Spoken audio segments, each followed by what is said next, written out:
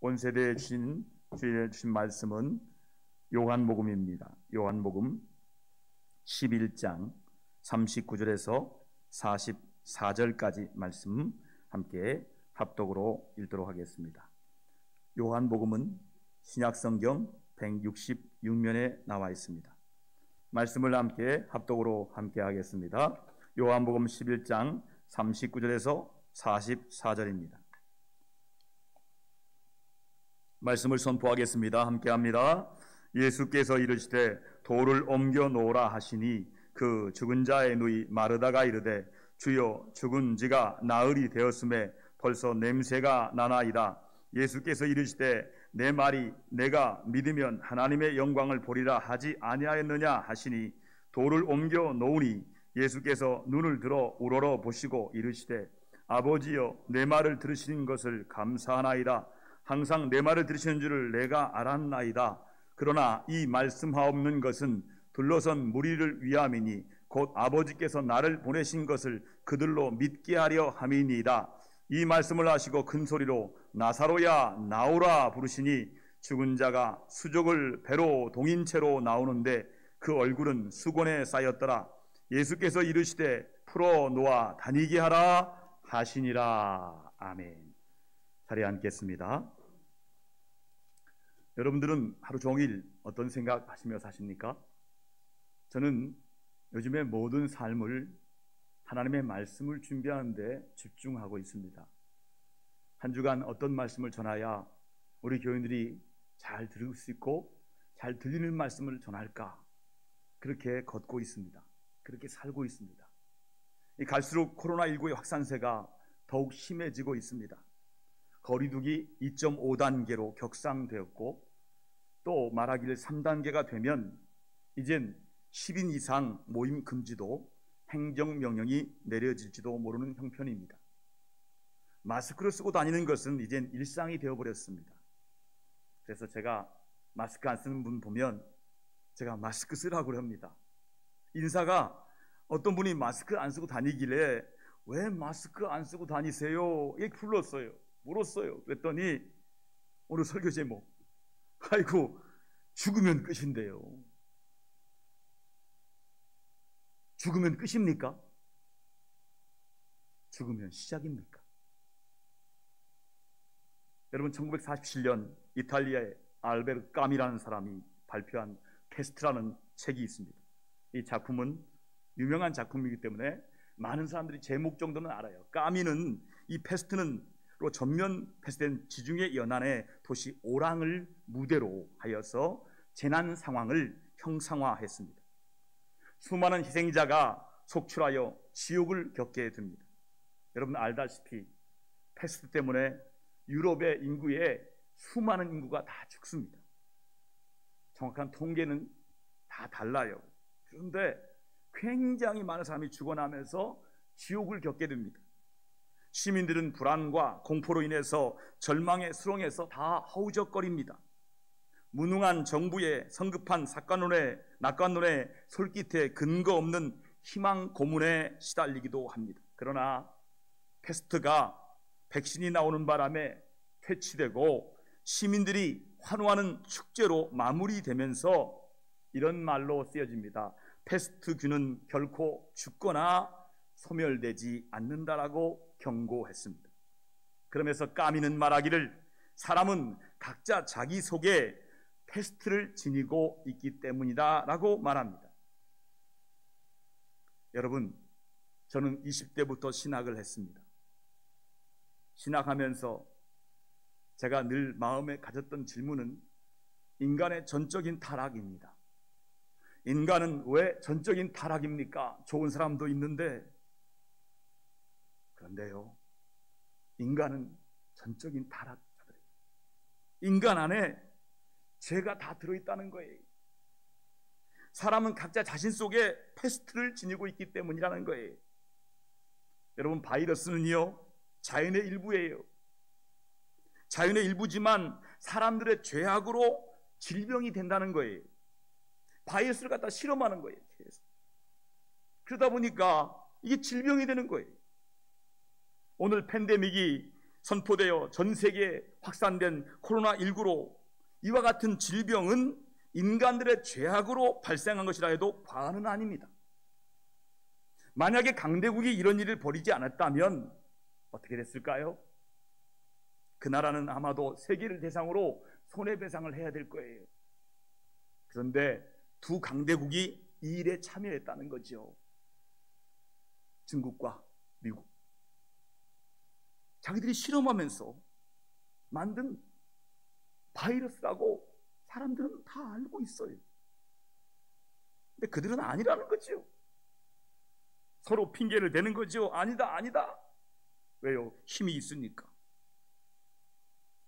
여러분, 인간의 죄악으로 발생하고 있어요. 여러분, 영적으로 하나님의 징계일지도 몰라요. 그러므로 우리는 전심으로 우리 스스로 겸비하고 회개해야 됩니다.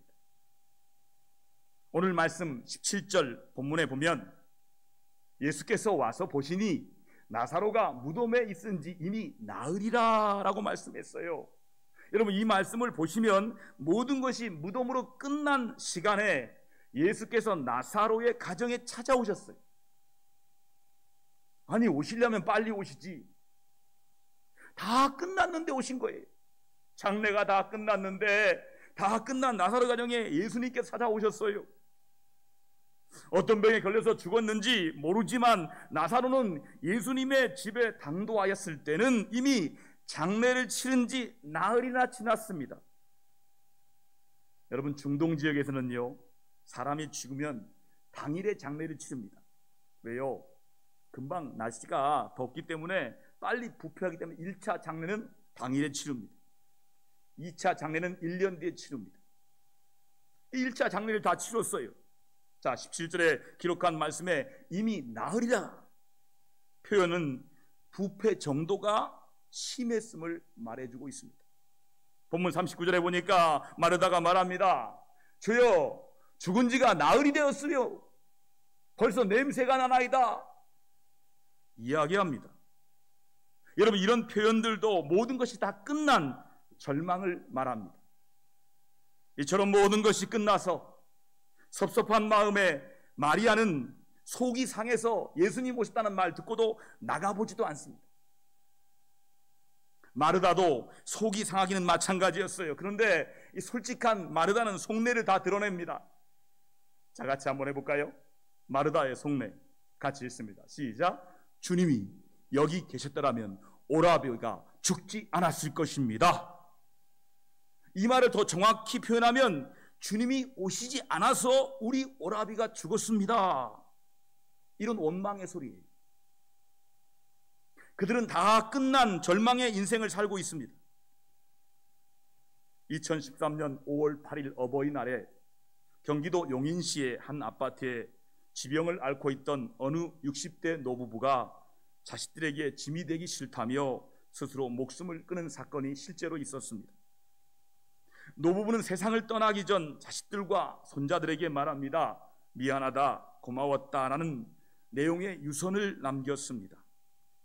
이 노부부는 5월 7일 함께 사는 아들 내외와 손자 2명을 여행을 보낸 후에 집에 남아 있었습니다. 남편은 중증 치매 환자입니다.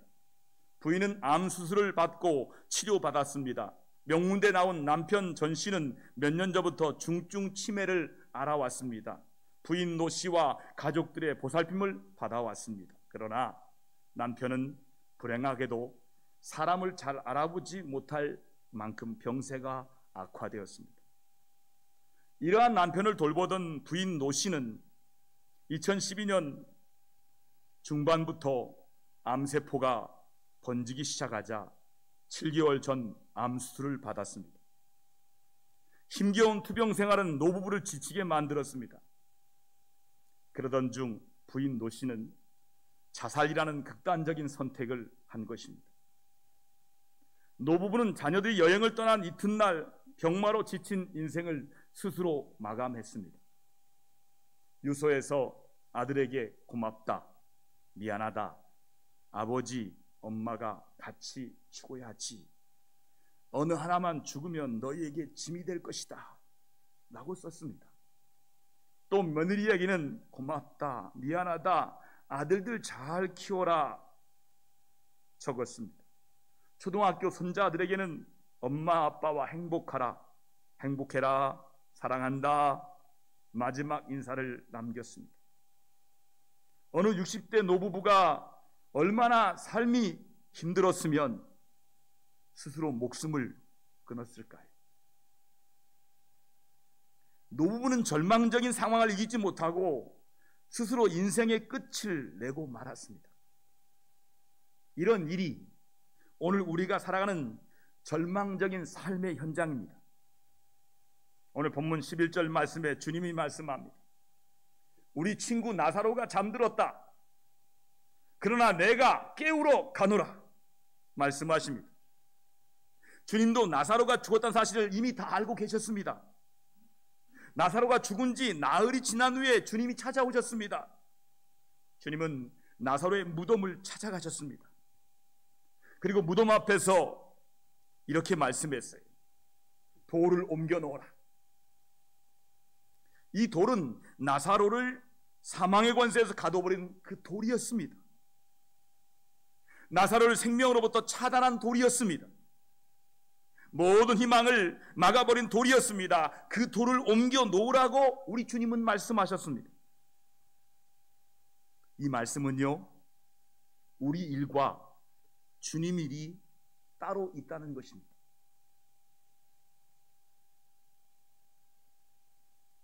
종교는 아편입니까? 공산주의자는 그렇게 말합니다. 종교는 아편이라고. 아편은 뭡니까? 잠시 기분 좋게 하는 거예요. 은혜 받으면 아편처럼 좋아요. 근데 현실에 오면 아무것도 할 수 없는 거예요. 제가 그랬던 것 같아요.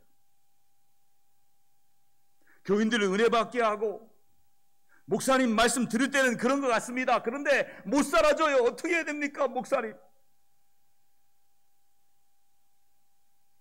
목회자가 할 일은 은혜만 받게 하는 것이 아니라 환경을 바꿔주는 거예요. 죄 지을 수 있는 환경이 아니라 죄 지을 수 없는 환경으로 바꿔주는 것이 우리의 일이에요. 여러분, 우리의 일과 주님의 일이 따로 있다는 거예요. 오늘 우리의 일은 기도하는 거예요. 그리고 주님을 기쁘시는 환경으로 바꾸는 거예요. 우리 주님을 감동하게 하는 신앙생활을 하는 거예요. 이런 것들이 돌을 옮기는 것입니다. 주님의 영광과 주님의 능력이 드러나기 위해서는 먼저 이런 일을 하여 돌을 옮겨 놓아야 합니다. 나에게 이외에도 옮겨야 할 돌들이 무엇인지 한번 생각해 보아야 돼요. 어떤 분은 그러더라고요. 목사님, 제 마음에 큰 바위 덩어리가 있어요. 그런데 목사님, 어느 순간에 이게 바위가 녹아지고요, 옮겨졌다는 거예요. 여러분, 우리 안에 있는 내가 옮겨야 할 돌들이 있는지 한번 생각해 봐야 돼요. 이것을 옮길 때 비로소 능력이 나타나는 겁니다. 이제 돌을 옮긴 후에 무덤 앞에서 우리 주님은 아주 큰 소리로 이렇게 말씀해요. 나사로야, 일어나라! 한번 외쳐볼까요? 나사로야, 일어나라! 나사로야, 나오라! 이때 말씀을 통해서 주님이 부르시니까 죽은 자가 수족을 배로 동인 채로 나오더라, 이렇게 말씀합니다. 여러분, 주님이 말씀하시니까 죽은 자가 무덤에서 일어나는 기적이 일어났어요. 우리 주님의 말씀 앞에 죽은 자가 살아나서 무덤 밖으로 걸어 나오고 있었습니다. 여러분, 얼마나 놀랍고 얼마나 감격스러울까요? 마르다와 마리아의 표정을 한번 상상해 볼 수 있지 않겠습니까? 다시 살아난 나사로의 표정은 어떠했을까요? 우리는 상상을 통해서 저들의 감격과 기쁨의 소리를 들을 수 있습니다. 남이 듣지 못한 음성 들어야 돼요. 말씀을 읽다가 야, 말씀 속에 들리는구나. 마르다와 마리아의 그 감격의 소리가 들려야 돼요. 오늘 우리에게 이러한 기적이 일어났다면 우리는 어떻게 찬양을 드릴 수 있을까요? 아, 하나님의 은혜로 이 쓸데없는 자 왜 구속하여 주는지 나는 알 수 없도다. 이것은 그냥 부르는 찬송이 아닐 것입니다. 아주 터질 듯한 감격과 기쁨으로 찬양을 부르게 될 것입니다. 자, 우리 함께 이 소절만 같이 한번 감격의 목소리로 한번 마르다와 마리아의 마음으로 같이 한번 불러볼까요? 아, 하나님의 은혜로, 아, 하나님의 은혜, 있을 데 없는 자 왜 구속하여 주는지 난 알 수 없도다. 할렐루야. 여러분, 기쁨과 감격의 찬양을 부르게 될 거예요. 나사로가 살아난 그 현장에서 이 같은 찬양과 기쁨의 소리가 울려 퍼졌을 것입니다. 그 이유는 다 끝난 인생의 끝이 다시 새롭게 시작이 되었기 때문입니다. 다 끝난 여기에서 진정한 신앙생활이 다시 시작될 수 있습니다. 다 끝난 여기에서 진정한 예배가 다시 시작될 수 있습니다. 다 끝난 여기에서 진정한 찬양이 시작되는 것입니다. 다 끝난 여기에서 진정한 섬김이 시작될 수 있습니다. 모든 것이 다 끝난 아픔의 자리를 박차고 다시 일어설 수 있기 때문입니다. 여러분, 이러한 새로운 시작의 한 가지가 바로 주님이 찾아오셨기 때문입니다. 여러분, 우리 주님은 전능하신 하나님이십니다. 믿으십니까? 살아계신 하나님이십니다. 믿으십니까?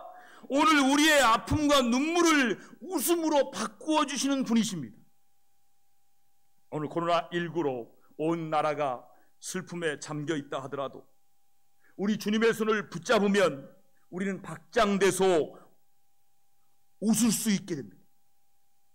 환경은 웃을 수 없어요. 그런데 주님이 내 손 붙들고 있으면 큰 소리로 웃을 수 있는 거예요. 여러분, 너무 걱정하지 마시기 바랍니다. 주님은 지금도 나를 찾아오십니다. 하나님은 모든 것이 죽음으로 끝났기 때문에 절망해서 슬피 울고 있을 때 진정한 행복의 웃음을 선사하시는 분이십니다. 여러분, 성경에 보면 이러한 기적 같은 사건은 홍해 바다 앞에서도 똑같이 일어났습니다. 애굽에서 노예 살해하다가 해방되어 나온 이스라엘 백성들 보내놓고 나서 바로 왕이 후회하는 거예요. 다시 잡겠다고 이집트의 기병대가 추격해옵니다. 발걸음을 재촉하고 있는데, 달려가고 있는데 앞에는 붉은 바다 홍해가 가로막고 있습니다. 믿음이 연약하게 그저없던 히브리 민족들은 이제 죽게 되었구나, 이제 다 끝났구나 라고 생각했습니다. 그러나 하나님은 그때 그들 앞에 홍해를 보란듯이 가르쳤습니다. 바다 가운데 난 길을 육지처럼 걸어가면서 그들의 가슴은 얼마나 터질 것 같았을까? 얼마나 벅찼을까요? 여러분, 인간의 끝은 하나님의 시작임을 알아야 합니다. 출애굽기 15장 1절 2절에 그 내용이 있습니다. 이들이 어떻게 찬양했는지 함께 찬양합시다. 1절 2절 시작. 그때 모세와 이스라엘 자손이 이 노래로 여호와께 노래하니 일러스되 내가 여호와를 찬송하리로다. 그는 높고 영화로우심이요 말과 그 탄자를 바다에 던지셨음이로다. 여호와는 나의 힘이요 노래시며 나의 구원이시로다. 그는 나의 하나님이시니 내가 그를 찬송할 것이요 내 아버지의 하나님이시니 내가 그를 높이리로다. 할렐루야. 여러분, 사실 죽음에 살아나는 것은 나사로에게만 일어난 사건이 아닙니다. 이 사건은 우리 모두에게 일어나는 일입니다. 오늘 복음을 받아들이고 하나님 자녀가 되었다면 나사로에게 일어난 그 기적이 그 사람에게도 나에게도 일어난 것입니다. 주님은 나사로의 죽음 사건을 통해 우리를 구원하실 하나님의 구원의 역사를 설명해 주고 계십니다. 에베소서 2장에 설명됩니다. 자, 현대인의 성경으로 같이 읽겠습니다. 함께 합니다. 여러분도 전에는 범죄와 죄로 죽었던 사람들입니다. 그때 여러분은 범죄와 죄 가운데서 이 세상의 풍조를 따라 살고 공중의 권세 잡은 통치자 곧 지금 불순종의 자식들 가운데 역사하는 영을 따라 살았습니다. 본질상 진노의 자녀였습니다. 그러나 하나님은 자비가 넘치는 분이셔서 우리를 사랑하시는 그 큰 사랑으로 범죄로 죽었던 우리를 그리스도와 함께 살려주셨습니다. 할렐루야. 우리는 사실은 영적으로 죽었던 사람이었습니다. 여러분, 우리도 이전에는 죄악 가운데 이 세상의 풍조를 따라 살아왔습니다. 또 이 공중에 권세 잡은 사탄의 영을 따라 살았던 사람들입니다. 우리는 하나님의 진노의 대상이었습니다. 그래서 죽은 나사로는 그러한 우리의 모습입니다. 무덤의 권세에 갇힌 채 썩어 냄새나는 나사로의 모습은 바로 나의 운명, 우리의 운명이었습니다. 그러나 그러한 우리의 운명을 하나님께서 바꾸어 놓으셨어요. 사망 권세를 아래 있었던 우리를 하나님이 살리셨어요. 믿으세요? 여러분, 오늘 본문의 이야기는요, 나사로가 아니라 바로 오늘 우리의 이야기입니다. 예수님은 이 놀라운 사역을 위해 이 땅에 오셨어요. 진노의 자녀였던 우리들의 정체성을 바꾸기 위해서 이 땅에 오셨어요. 마귀의 자녀에서 하나님 자녀로 바꾸기 위해서 오셨어요. 주님은 십자가를 통해 이 놀라운 일을 이루신 것입니다. 그래서 주님은 오늘도 우리를 향해서 함께 복음을 선포합니다. 요한복음 11장 25절 26절입니다. 함께 합니다. 나를 믿는 자는 죽어도 살겠고 무릇 살아서 나를 믿는 자는 영원히 죽지 아니하리라. 할렐루야. 강력하게 말씀하십니다. 나를 믿는 자는 죽어도 살겠다. 무릇 살아서 나를 믿는 자는 영원히 죽지 아니하리라. 할렐루야. 여러분, 이 강력한 복음이 믿음으로 아멘 되기를 주의 이름으로 축원합니다. 여러분, 십자가 복음은 우리를 구원하는 기쁨의 소식입니다. 십자가 복음은 죽은 영혼을 살리는 하나님의 능력입니다. 십자가 복음은 병든 영혼과 상처난 마음을 치유합니다. 여러분, 십자가 복음은 우리의 삶을 치료하는 희망의 치료제입니다. 희망의 치료약이 바로 십자가 복음을 믿으실 때 이 십자가를 통해 놀라운 치유와 회복이 자연스럽게 일어나는 거예요. 여러분, 주님은 썩어 냄새나는 나사로를 가슴에 안으셨어요. 그리고 그를 회복시키셨어요. 한번 생각해 보세요. 물론 주님이 살게 했지만 나사로가 이 썩은 얼굴로 딱 걸어오는 거예요. 주님이 안으세요. 그 냄새나는 나사로를 안으시는데 그때부터 회복이 되는 거예요. 이거 제가 상상한 거예요. 성경에 없어요. 하나님이 주신 상상력을 갖고 나사로가 사흘 동안 썩은 몸을 갖고 살아나왔는데 예수님이 그 나사로를 품에 안으셔요. 그때 다 회복되는 거예요. 믿어지는 분만 아멘 하십시오.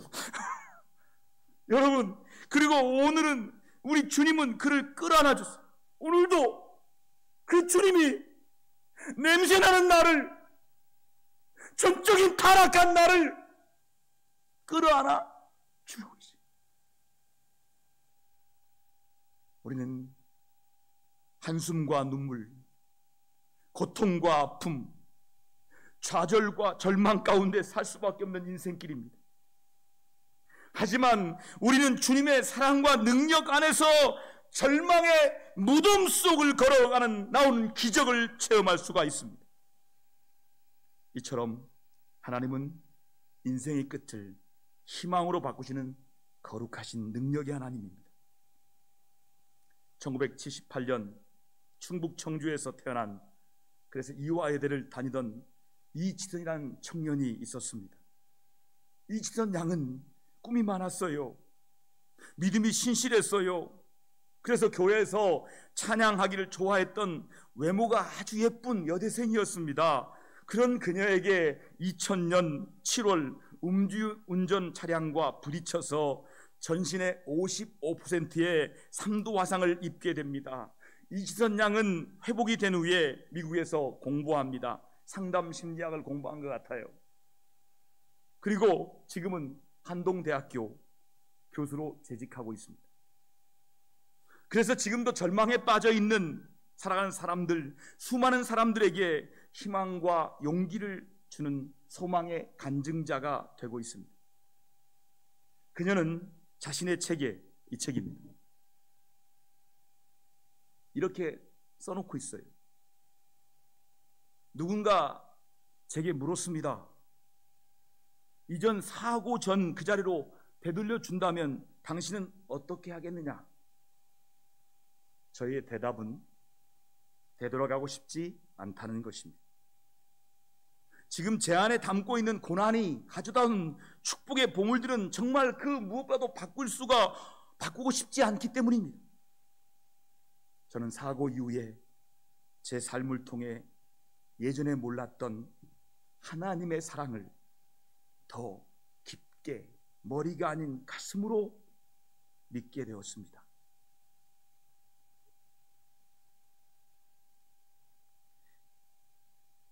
제가 이쁠 때는 몰랐어요. 제가 잘났을 때는 몰랐어요. 하나님의 사랑이 무슨 사랑이야? 늘 마음에는 불평, 불만이 있었대요. 겉으로 표현하지 않았지만, 그런데 사고가 나서 죽을까 말까 혼자 있으면서 하나님이 날 사랑하시는구나. 그래서 쓴 책이 지선아 사랑이에요. 지선아, 내가 널 사랑한다.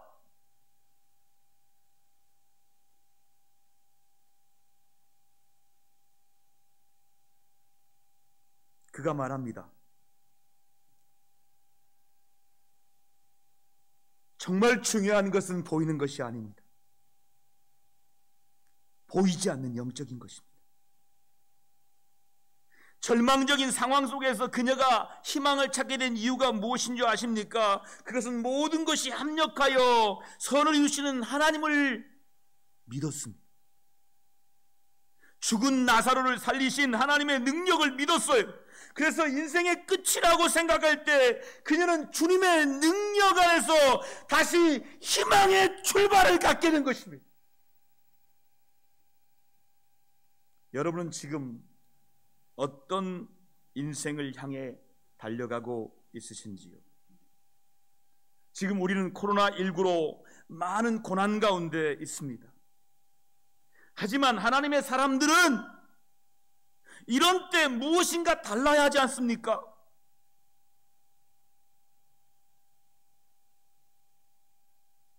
나는 인생을 죽음이라는 끝으로 살아가는 사람인가요?